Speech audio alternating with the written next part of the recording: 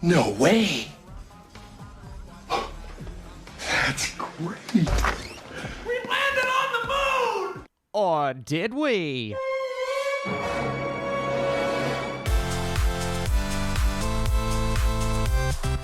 What is up, Flick fans? Welcome back to my channel, and oh my goodness, Apple Plus has been dropping everything this weekend. This is the 4th Apple Plus review on this channel, and this is the first 3 episodes for All Mankind. We're going to talk about it. I need your comments below.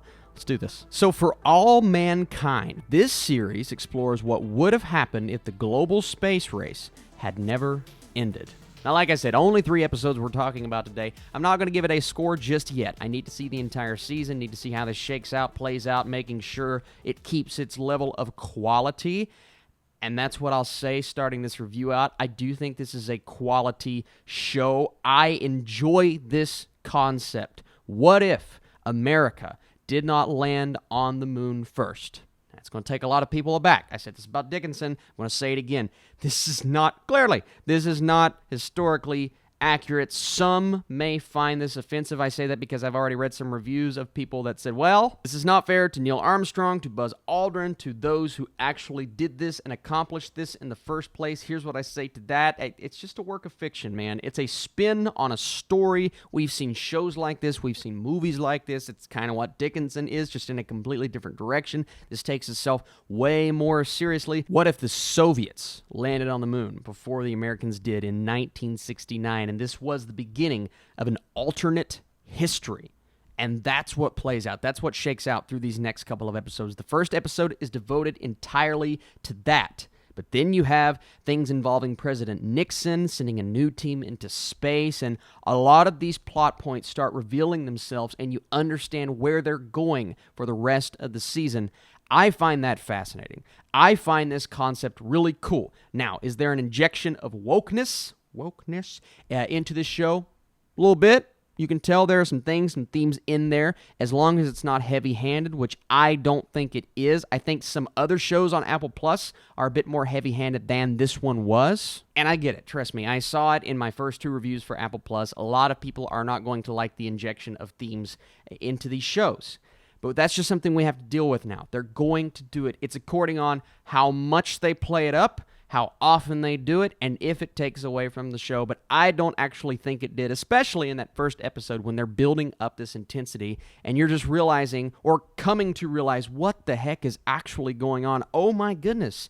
They're not watching Neil Armstrong, Buzz Aldrin land on the moon. They're watching the Soviets land on the moon, which leads to something else entirely. Yeah, man, I thought it was cool. I did. And one thing I loved about this show is showcasing how distraught everyone who worked on it was, not knowing that the Soviets were that close. I think they said there was like an 80% chance that it was an unmanned spacecraft, but it ended up being a manned spacecraft. They landed first. They beat us. So now we're kind of down in the dumps. We don't know what to do. We end up sending people up anyway, the same team. Things may or may not end up going differently than they did in our history. Not just, oh, well, we were second.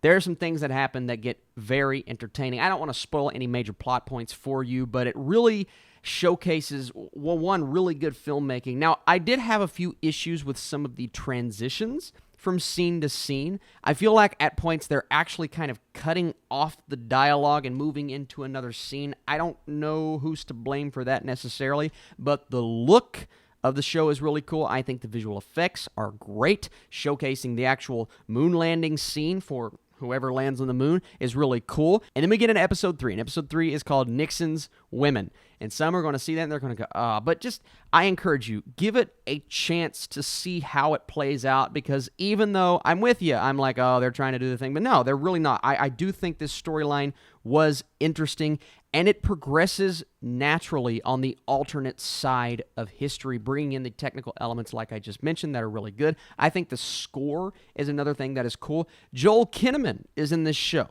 Joel Kinnaman is an actor that I really like. He's just never had the role. He's had some TV roles here and there that I've really liked him in, but he's just never had the role to allow him to flex all of the acting chops that I personally know that he has. He is very good in this show. You are with him a lot of the time. You have other characters that are at the forefront, of course, but Joel Kinnaman is great. I think the directing is really solid all the way around. It's a cool show. Some issues, like I mentioned, that I do have. There are a few things that are a bit too prominent. Some plot points that I just need to see progress before I can give my opinions on them. There is a chance that they could go in a direction that maybe I do not like. It felt like maybe we were heading there in episode 3, and it has me a bit worried for this show, maybe even more worried than some of the other shows on Apple Plus. But as of right now, this batch of news shows dropping these 3 episodes for every individual show, out of the 3 episode series that I watched so far,